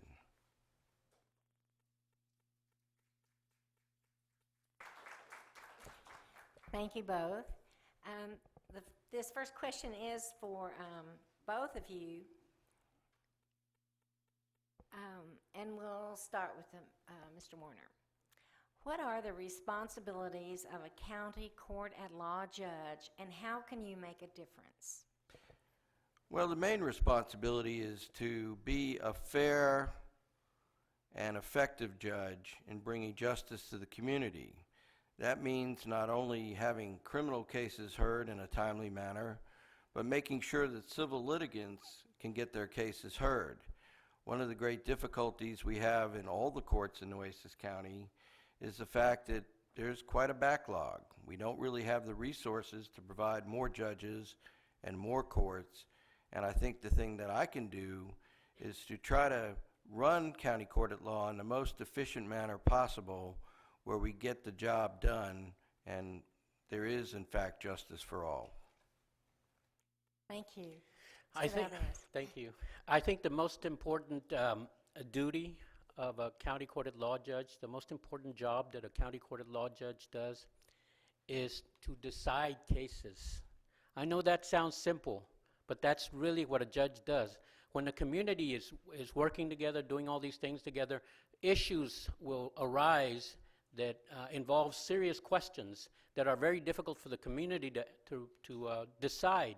So that's what courts do, is decide in cases where people, or ordinary people, can't decide. You have one side wanting one thing, another side wanting another thing, and there's this clash of ideas, and you can't really resolve it. You go to the judge to have a judge make decisions. I have been making those decisions for the last 33 years. I have this experience. I am not afraid to work hard. I do it. I'm not afraid to make decisions. I do it. I know that eventually those cases will end up in the Court of Appeals. I want to make the right decision and save you money. Thank you, Mr. Valdez. The next question is also for both of you. Do you think that you have no choice under the law to honor venue agreed to under contract that allows a case to be tried in another county or another state, even if the events took place in Nueces County? That's a pretty technical question. You want to handle it first, or you want to say something in Latin? That's pretty. I think I'll let you, Mr. Valdez. Thank you. What we're talking about here is adherence to the law, and that's very, very important. What you need in a judge, especially at this level, at the county court level, is somebody who's going to read the law and apply it as it is. What you don't want is somebody who will be legislating from the bench. You don't want somebody who's going to be trying to make up law at the county court level. You don't want that. What you want is somebody who takes the law, takes the contract that we're talking about, puts the law to the contract, addresses the issues, addressing both of them, and render a decision. You don't want somebody making up law or legislating from the bench. And I tell you, I'm not going to do that. I would never do that. Mr. Warner. I would agree with that, basically. If there is, in fact, some sort of a contractual agreement for venue in another location, even though the events occurred here in Nueces County, if the law allows that, I have to follow that. Again, like Mr. Valdez, I agree that judges cannot legislate from the bench.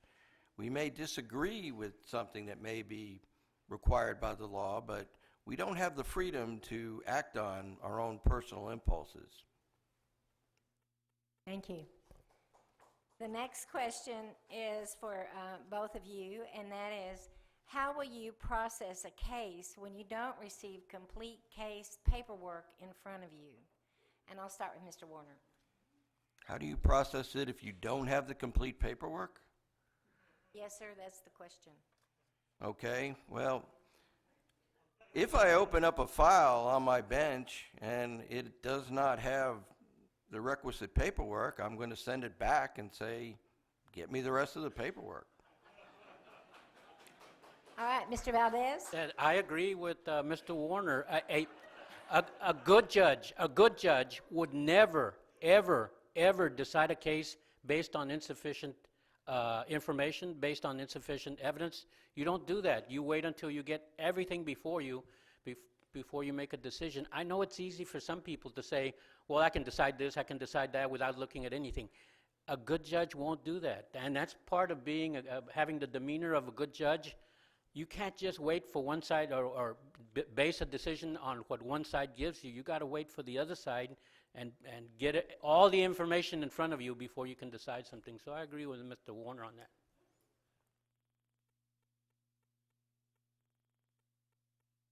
Thank you. I'm getting more questions here.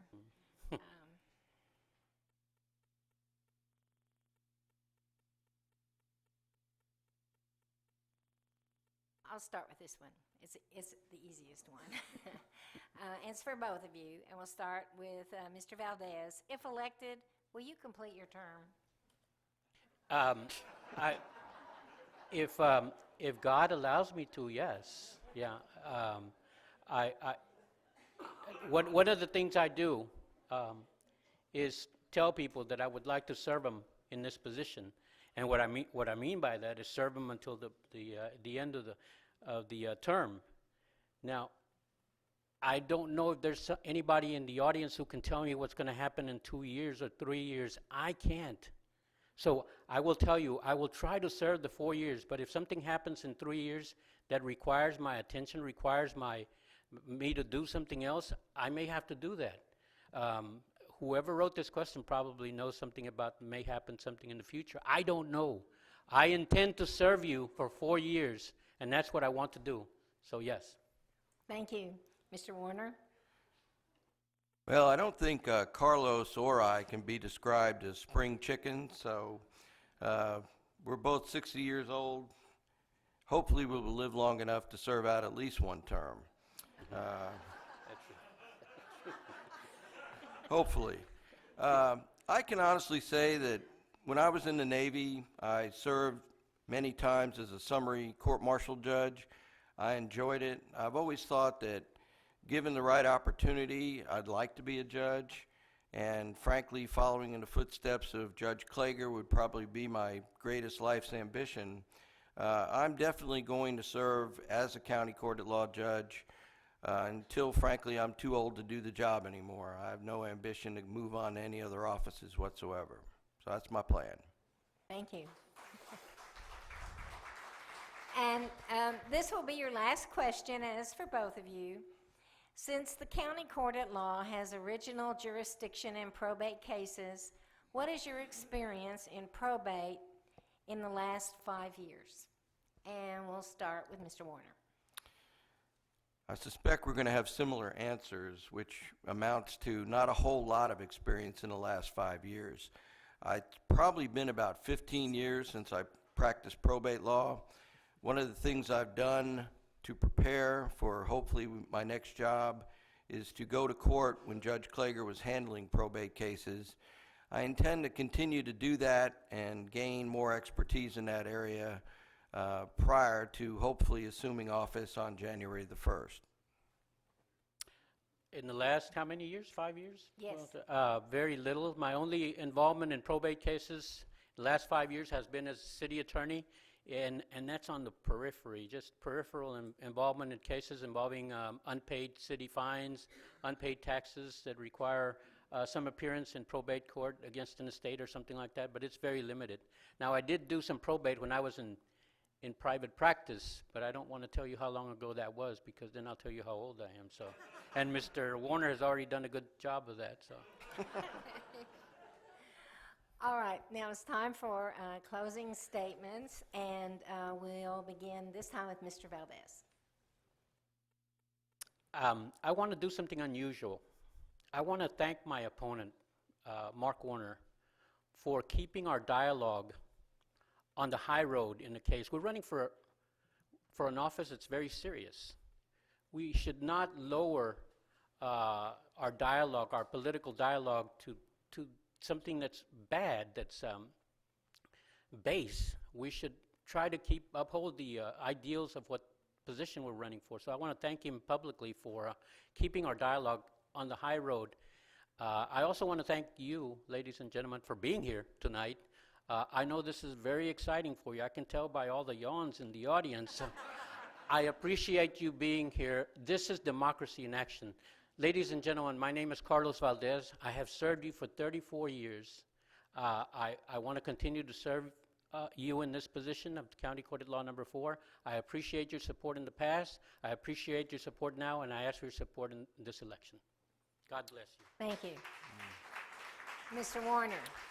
To follow what Mr. Valdez has said, Carlos and I have in fact been opponents in cases on many occasions, and we've always kept that on a professional basis and have always been friends and gotten along just fine, which is why I think our campaign hasn't gone into any negative directions, and that's not the kind of campaign I like.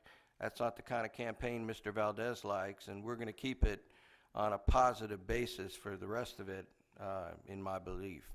I'd just ask you to consider my service. I've served our country in the United States Navy. I've served our community as a Rotarian and on the board of directors. I'm presently president-elect of the Corpus Christi Bar Association, and I think I'm the person to serve the community as judge of County Court at Law Number 4. Thank you. Thank you both for being here tonight. We appreciate it. Now let's invite the candidates for Judge County Court at Law Number 5 to the dais.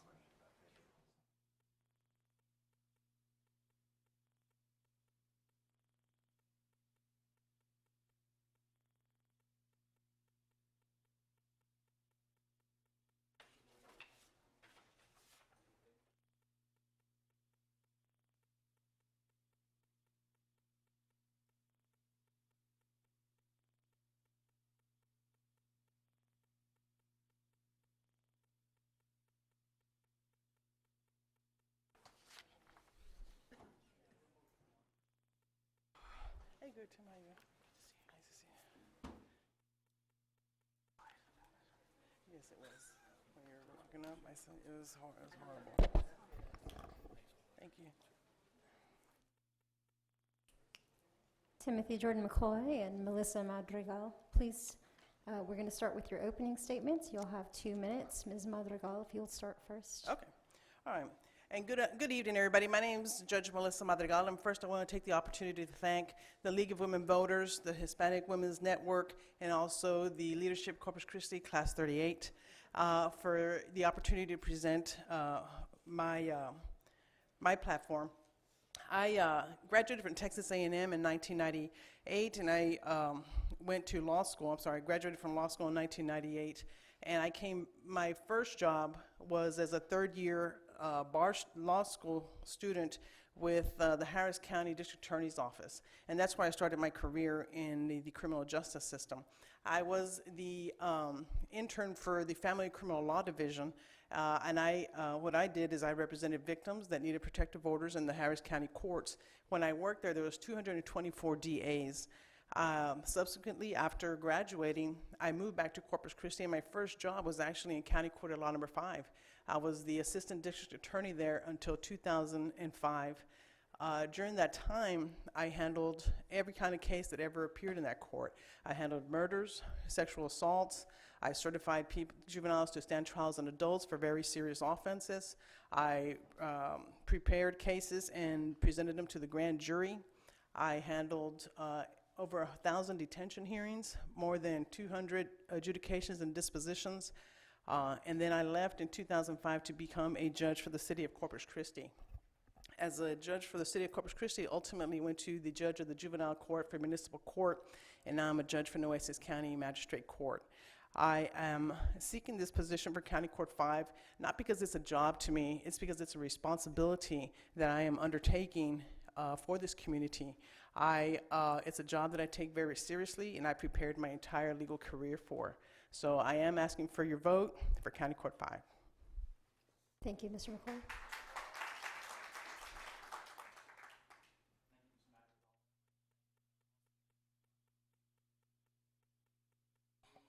There we go. How about now?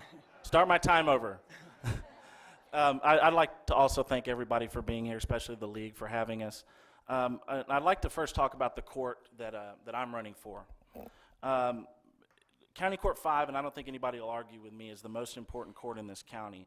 And it's that way because it deals with the lives of the children and the families here. If a child gets in trouble, whether it's from neglect, legal trouble, gets arrested, they're going to end up in County Court 5. And nobody's going to make any money in Court 5. There's no big-time civil litigation. It's truly a public service court, and that's why I'm running for it. I'm Timothy McCoy. I grew up in this county in Corpus Christi. I graduated King High School.